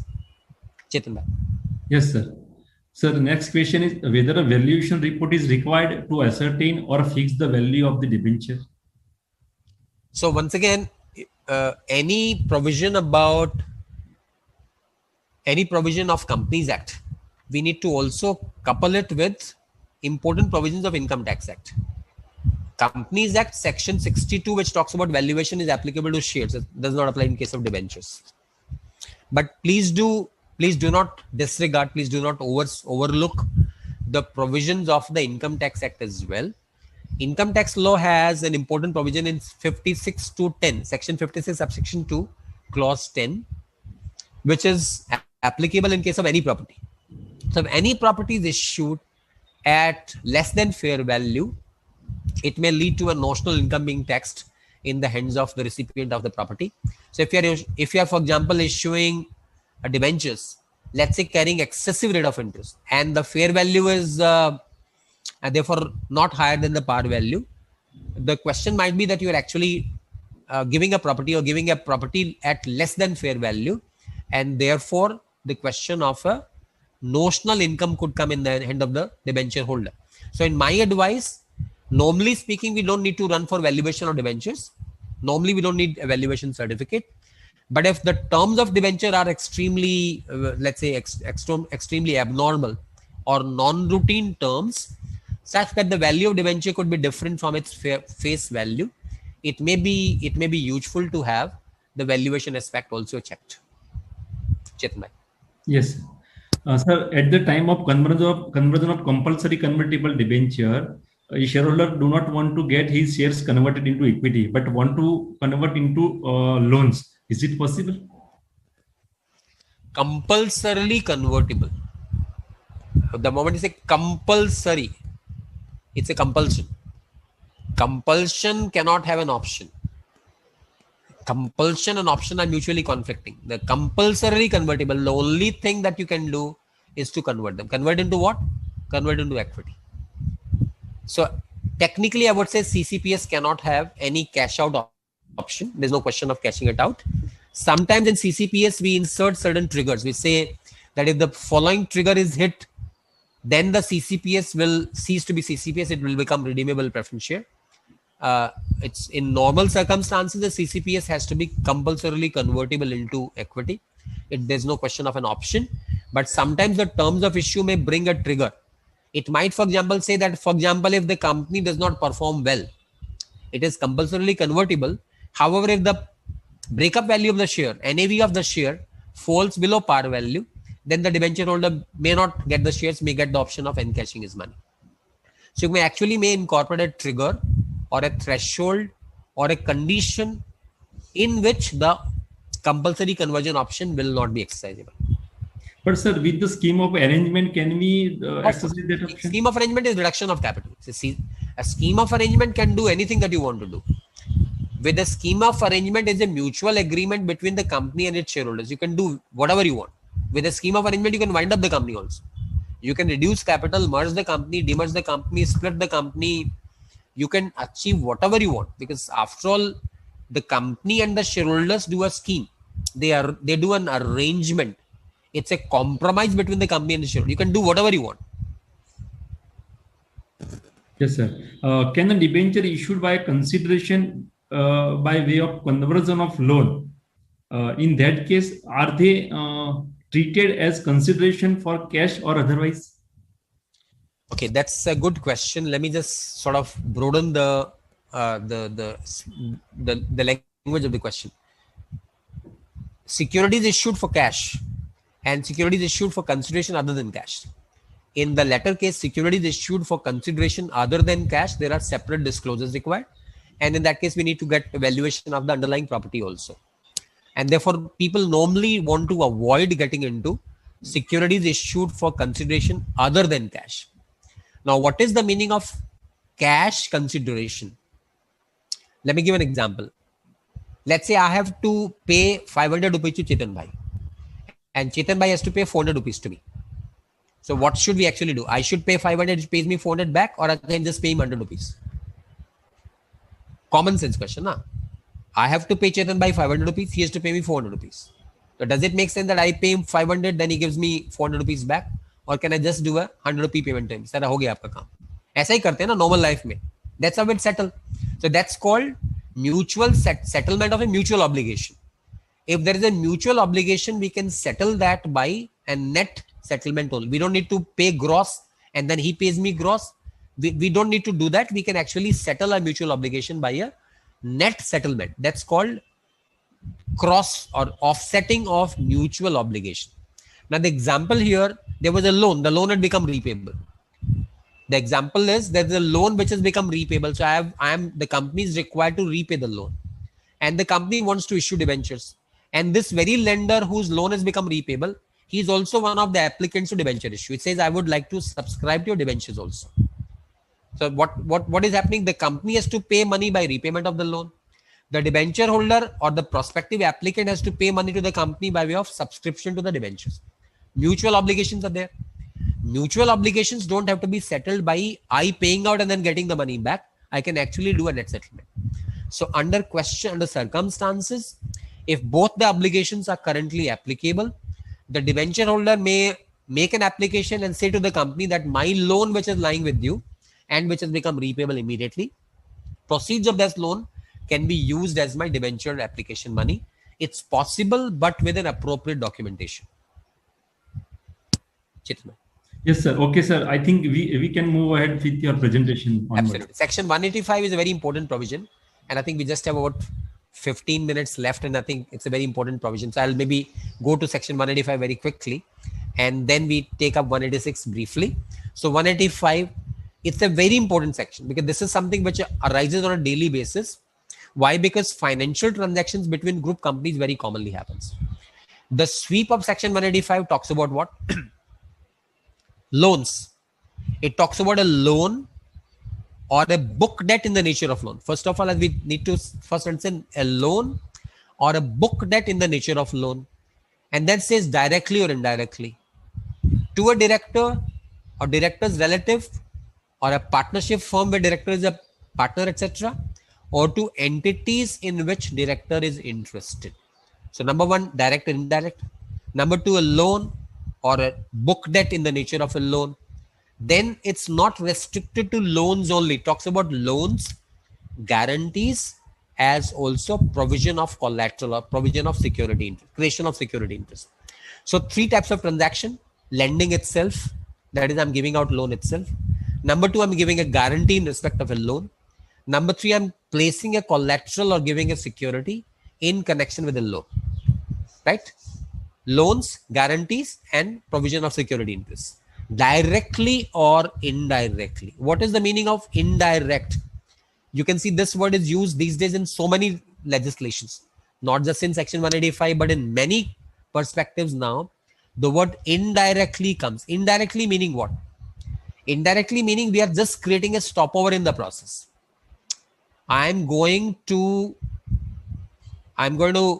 Chennai, but from Calcutta I'll first take a flight to Vizag, and from Vizag I'll travel to Chennai. That would mean what? I'm actually traveling to Chennai, but I'm flying via Vizag. Indirectly, I'm traveling to Chennai. You can see the nexus is very clear. I don't mean to stay in Vizag. I'm going to Chennai via Vizag. So indirect is nothing but traveling to Chennai via Vizag, which is actually what? That you have a stopover. You have a hopover or stopover or a stayover in the process. So money is going from company A, it will go to company B. From company B, the money will go to company C.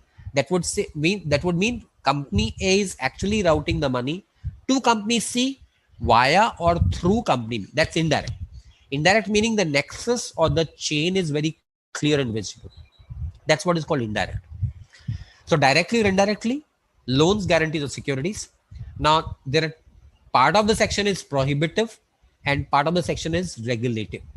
Prohibition part, director of the company, director of the holding company, a partner or relative of such director, or a firm in which a director or relative is a partner. This is part which is clearly prohibited. You can't do it. Now, here comes a question, and I get this perspective from many people. Some people say, well, I cannot give a loan to a director, but I can give a loan to a whole-time director. I cannot give a loan to a director, but I can give a loan to a managing director. I can give a loan to a whole-time director. And if you dig the facts further, we hear a perspective that whole-time director or managing director, his annual salary is say rupees 2 crores. Managing remuneration is rupees 2 crores. And I'm proposing to give him a loan of rupees 100 crores. This salary is rupees 2 crores and proposing to give a loan of rupees 100 crores to the managing director. Will it be exempt from section 185? Very surely no. Because you need to read the provisions of the exemption or carve out in section 185 very carefully. It says I can give a loan to an employee or a whole-time director in accordance with the terms of employment. In accordance with terms of employment, meaning what?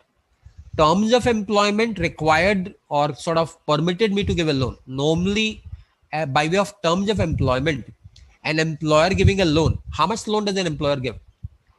An employer may give a loan to buy a house. An employer may give a loan to buy a car.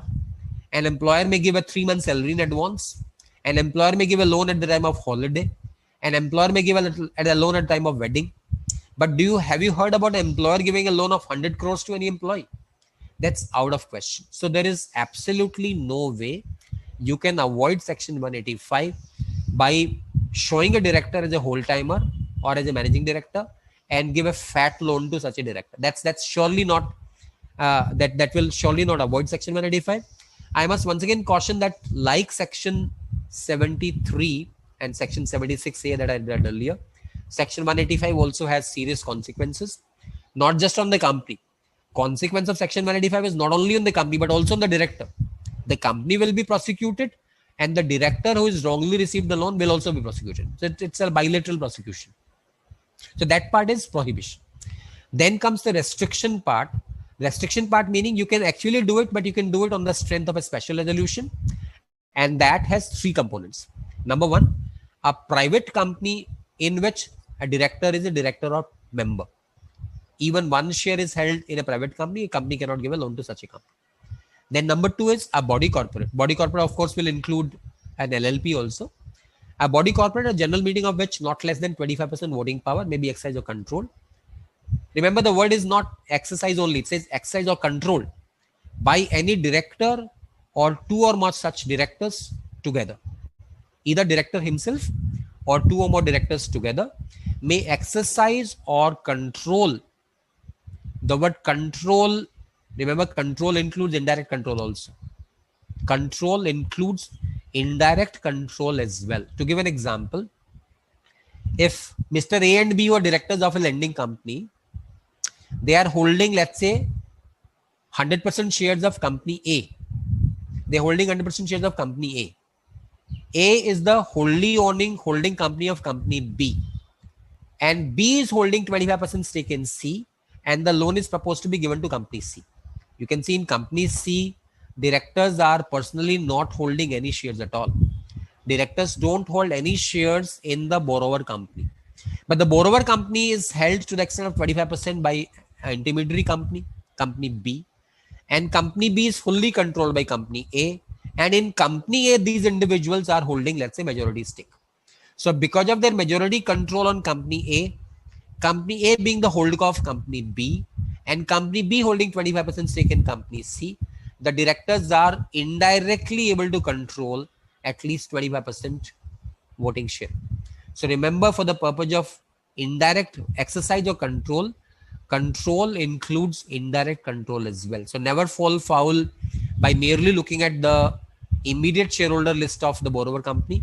Go 1 step above and see whether there is a possibility of indirect control on such indirect control over such shareholdings by the directors because of their intermediate holdings. The last clause is very interesting. A body corporate, the directors, MD or manager whereof, is accustomed to act in accordance with direction or instructions of the board of the lending company. Accustomed to act. Accustomed to act is a circumstantial issue. As a matter of law, no directors can be accustomed to act as per somebody else's instructions. Directors have to be director and not directed. Director meaning the one who gives directions. Receiving directions is not the case. Director ka matlab kya? The one who gives directions. Director. When you're talking about acting as per direction, that means I am a directed person, not director, but directed person. So technically a director cannot be directed because as per law section 166, a director has always got to exercise independent discretion. He cannot be acting as per instructions at all. However, factually, we know very often the board of directors of some company may be a complete dummy board. In reality, it might be a dummy board. So if you are able to prove that the board of the borrower company is a dummy board, consists of dummies, and the dummies are acting as per instructions of the lending company's board, then the last clause here will also be applicable. Here, on the strength of a special resolution, you can actually approve the granting of the loan. Remember that there are two important exemptions in section 185. Number one, in case of a wholly owned subsidiary, granting of loan by the holding company to its wholly owned subsidiary, that's exempted. That's one exemption. And second exemption, in case of non-wholly owned subsidiaries, giving of guarantees or provision of security, that is also exempted. That apart, there is an exemption in case of private companies. Conditions, however, are severe. Important condition is that the private company must not have a body corporate shareholder, but subject to three conditions, which include the shareholding and then the borrowings not being more than 1x in the private company, etc. Three conditions being satisfied, a private company is exempt from section 185, but the exemption is very narrow in my view and mostly will not be easy to obtain. So that's section 185. 185, very important section. I would once again say that this is a section that you should very carefully be observing, because breach of the section will lead to prosecution of not just the company, but even the borrower. A question very often comes, are debentures covered by section 185? 185 uses the expression loans, loan, security, guarantee. But if the company is subscribing to debentures issued by a group company, is that also hit by section 185? Normally speaking, I would say no. If the debenture happens to be a security, debenture is an instrument. As we noted earlier, debenture is defined as an instrument. Debenture is not a contract. Debenture is not a contract, it's an instrument. So actually the debenture holder is buying an instrument issued by the issuer. That instrument can be, today it's in my hands, tomorrow it might be in somebody else's hands. So it's not a contract between the issuer and the debenture holder, it's an instrument. So technically section 185 does not apply in case of debentures. Sometimes, however, the facts may suggest that the debenture is nothing but a myth, the debenture is nothing but an eyewash, and it's nothing but a contractual debt. For example, in case of non-transferable debentures, if somebody comes up and says, I'm issuing non-transferable debentures, non-transferable meaning what? The debenture will never get transferred, so it becomes a contract. If the debenture becomes a contract and not an instrument, in that case, the distinction between loan and debenture gets eliminated, gets erased out, and the debenture may also take the character of a loan. That's one important discussion. Another discussion, very often you'll find there are co-borrowing transactions. Co-borrowing transaction basically means what? I'll give an example. Let's say a private company and the director of a private company and the private company together. They together go to an NBFC and take a loan. Director becomes a co-borrower. The NBFC, the company also becomes a co-borrower, and they go to an NBFC and take a loan. Money is lent by the NBFC to the private company and the director together as a joint borrower. But the actual usage of the money is done by the director. The money is actually used by the director. Private company becomes a co-borrower. Now, under this circumstance, is section 185 attractive? Because what the private company actually has done is, by joining as a co-borrower, it has enabled the borrowing by the director. But in absence of 185, this would have actually been a case of a guarantee. The private company would have stood as a guarantor to facilitate or enable the borrowing by the director. But I think because of section 185, section 185 became a big issue during 2014, 15, etc. And whole lot of companies moved from guarantees to co-borrowings. So this would have otherwise been a guarantee, but we are constructing this as a co-borrowing transaction by introducing the company not as a guarantor but as a co-borrower. So does that merely the fact that the company has entered as a co-borrower, does it take the loan away or out of the purview of section 185? because the real role of the company is actually to guarantee the repayment of the loan. Once again, substance should prevail over the form, because if the loan is actually used by the director is the one who is repaying the loan. The loan is used purely for personal purposes. There was no envisageable reason for the company to borrow money, etc. In that case, I would say it may be, I mean, the nomenclature of co-borrowing does not take the transaction out of Section 185. And last important discussion on Section 185 is whether deposits, intercorporate deposits, are they covered by Section 185?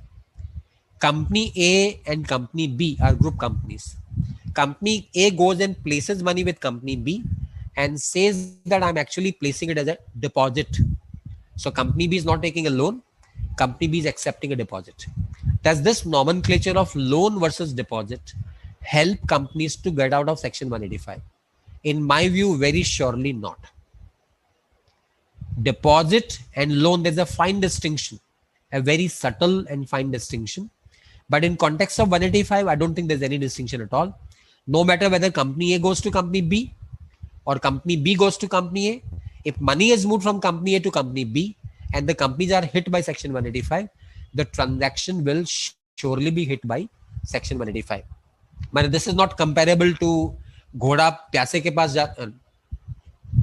घोड़ा पानी के पास जाता है कि पानी घोड़े के पास आता है. It's not comparable to that situation. So because I'm sure you understand that when somebody is प्यासा, पानी चला के नहीं आएगा, आप ही को पैसे के पास पानी के पास जाना पड़ रहा है.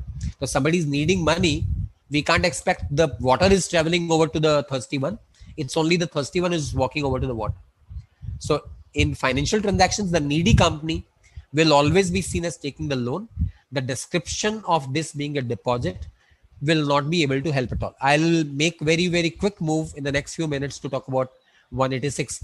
I know it's a very important section though, and unfortunately we don't have a lot of time, but let me very, very quickly talk about section 186 and talk about very important provisions of 186. So 180 by 1C is such a simple thing because we don't have to be specific.